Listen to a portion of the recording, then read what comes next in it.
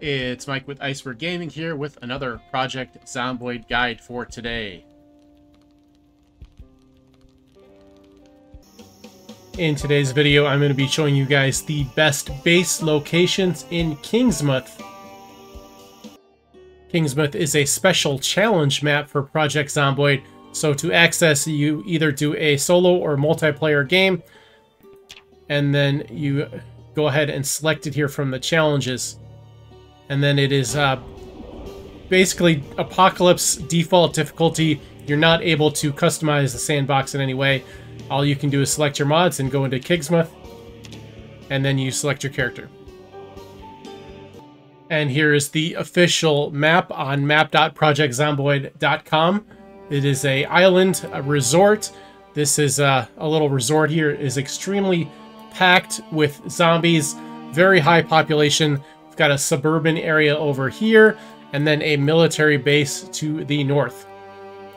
Now, in every game of Kingsmouth, you start in this house here, over the farthest north in this little subdivision here, right next to the fence to the military base.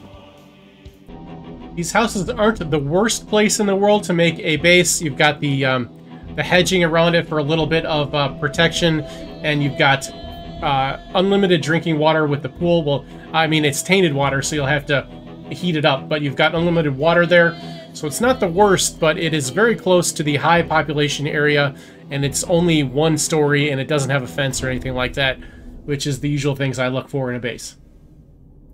So while you can stay there a few days to get ready, etc., I do recommend you make your move to your chosen base location as soon as possible. And to start things off, I'll give you my favorite base location. There is this little island or river delta or whatever you want to call it down here at the southern end of the map with a little pre-built house, only accessible by one bridge, which you can block off. And I think this is the best location to build a base on Kingsmouth. It's not the best pre-built house, it's only one story, but there's plenty of space in here to do your farming and etc. And if you do a fence, great fence on the bridge here, zombies are 100% unable to get to you. Now, you do want to drop this back one, because as you can see, I can get out here. So if you drop the defenses back one, nothing can get in, but then that makes it a little harder for you to get in and out. Next up, we've got two houses right next to each other over here, and this is the southern one is a little smaller, but it's one of the coolest buildings I've ever seen in Project Zomboid. Both of these are almost completely fenced in, so they're both excellent choices. One of them is, I think it's the mayor's house. I'm not exactly sure which one, but either one is a fantastic choice. But this is a super cool building. Take a look at this incredibly cool little library you've got going on here with the fireplace and the deer antlers and tons of books. Fair bit of warning. It's been my experience that multiple zombies spawn in the rooms in both this and the other building.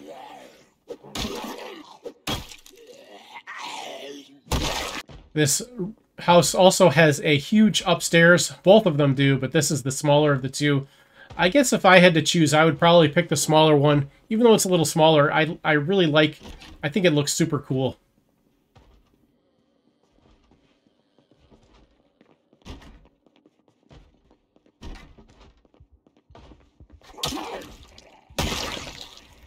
It even has a little bit of an outdoor balcony up on the second floor that you can start building out from to do your farming up on the roof if you so desire.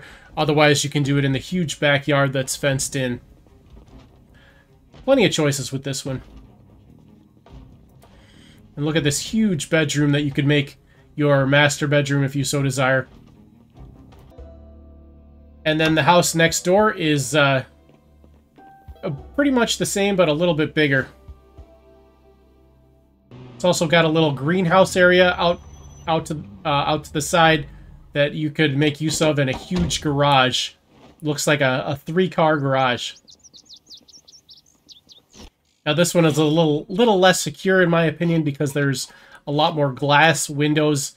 So another reason why I would choose the other one, but this one is just a really cool building as well.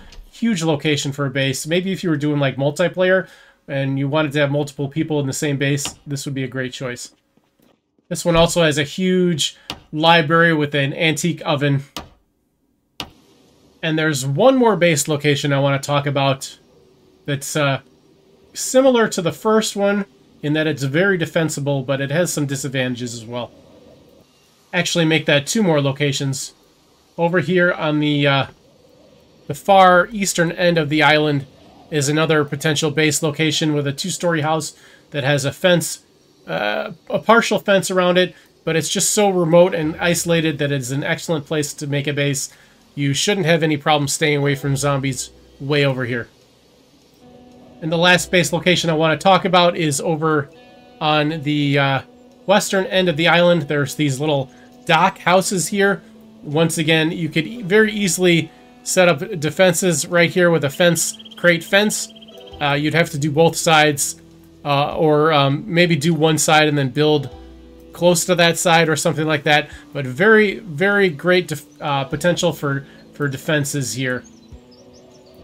The major downside of this location is that it's very close to the downtown resorts, so the zombie population to get to this location is going to be extremely difficult. You're going to have to fight through hordes to get here, so by the time you're in a position to fight down here to set up a base, you're probably not going to need a base anymore. Other than that, these houses are very tiny with very little room to start your farm, etc. So yeah, not my first choice, but a definite possibility if you want to put in the work. You could maybe build platforms out over the water for building and farming, etc. But other than that, yes, some very strong advantages to this location, but some very strong disadvantages as well.